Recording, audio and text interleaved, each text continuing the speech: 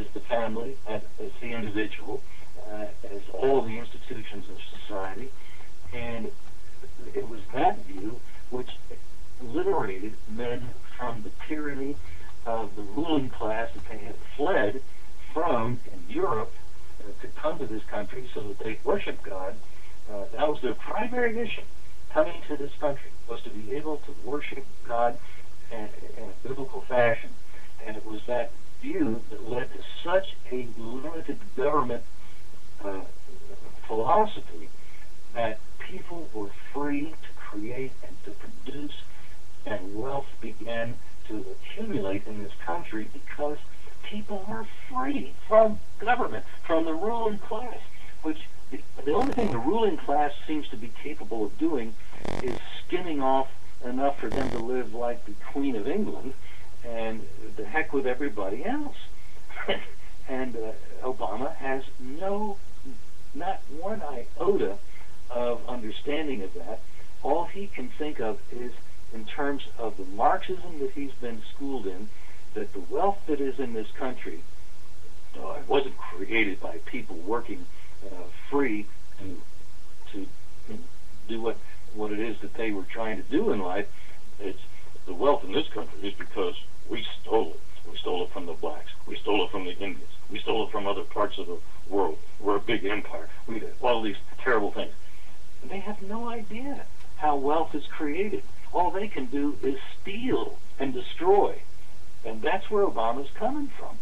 And he assumes that if he can destroy this country, that he, unlike all the other communists before him, and that includes Hitler, by the way, he will be able to build the ideal society on the ruins of what he's seeking to destroy, a la Saul Alinsky, who's his intellectual idol.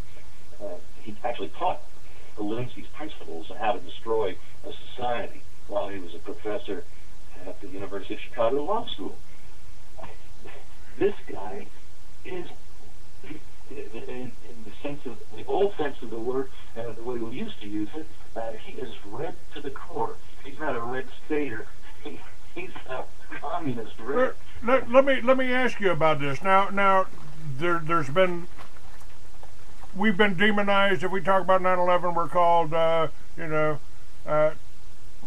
We're truthers. I mean, they've got all kinds of things, and birthers. And now, if we ask about him being qualified to rule, we're being portrayed as the bad guys, as the conspiracy theorists, and the facts are there, and they're being ignored. Now they've already decided, or it's already came out, that the Democratic Party didn't vet Obama to see if he was even qualified to run. He's hidden all of his records.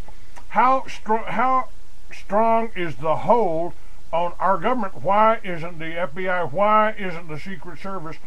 Why isn't the world press looking at this a little closer? It's because they have control. And you and I are being you and I nominated by people on the left, and they're not going to blow the whistle on Obama.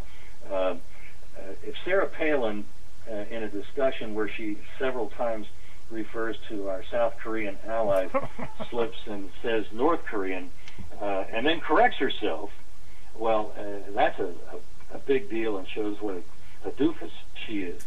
But when Obama is campaigning, and he says that he's been in 57 states and he thinks he has one or two more to go, the media just pretends as if he never said anything.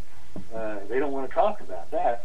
And the number of gaffes that have come out of Obama are almost as many as come out of Joe Biden.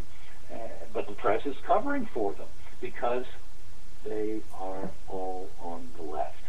And they have no enemies on the left. They will not ridicule somebody else on the left. And if we pointed out that Obama is a doofus for saying that he's been in 57 states, well, and we're the enemy because we're pointing it out. That's the anti-communism. That's what got the left so riled about Joe McCarthy, and that's where the anti-communism concept was born, and where America began to realize that people on the left really don't like you to criticize them. You become the enemy immediately. Obama has used that word. In the last days of the campaign, he was rallying the Hispanics to come out and vote so that we can defeat our enemies.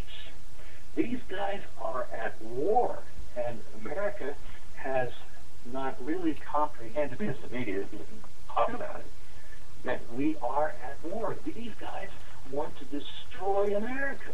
I think, Larry, if you talk to any of the ranchers down here in Arizona or New Mexico that live near the border, they'll certainly agree with you. They're worried. They're threatened. They're being threatened. Our sheriffs are being threatened, and we've got 50 million illegals in here that Obama wants to legalize and give them voting rights, as well as Social Security and free hospitalization. But they're responsible for the over 50,000 deaths of Americans, 50,000 murders in America. I mean, we got more Americans being killed over here than we do in Iraq. Well, in that sense, the war is an actual shooting war. The war on the border, it comes out of the idea that America needs to be attacked, needs to be destroyed, and so if people want to come into America, they have every right to, because Americans don't deserve anything that they have, and it really by rights belongs to the people that they've stolen it from, those poor Mexicans or whoever it might be.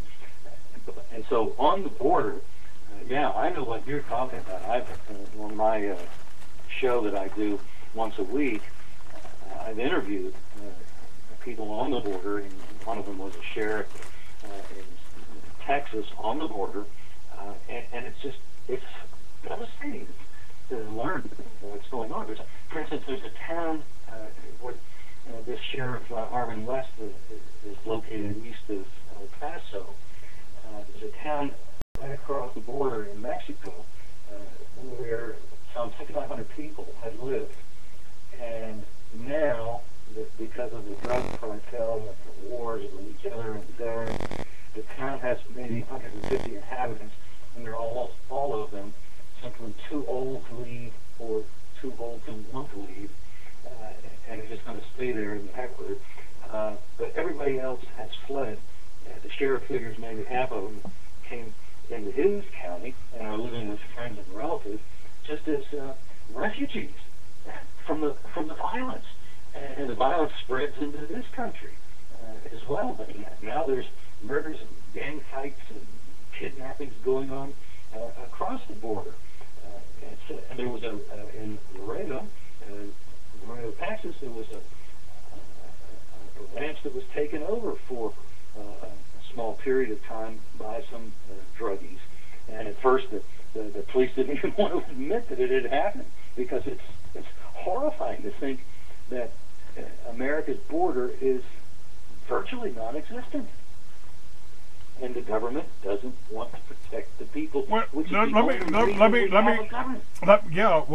me point out here that our government, our federal government, is usurping a few rights from the states, and when they want to sue a state for allowing its police officers to enforce a federal law.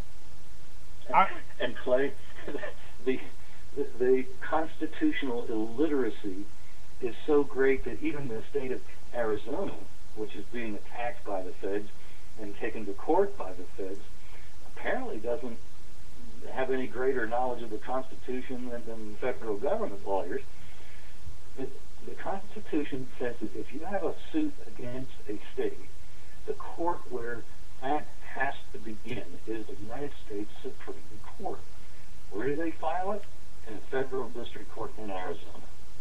Where did it get appealed to? The Ninth Circuit. I mean, this is nuts.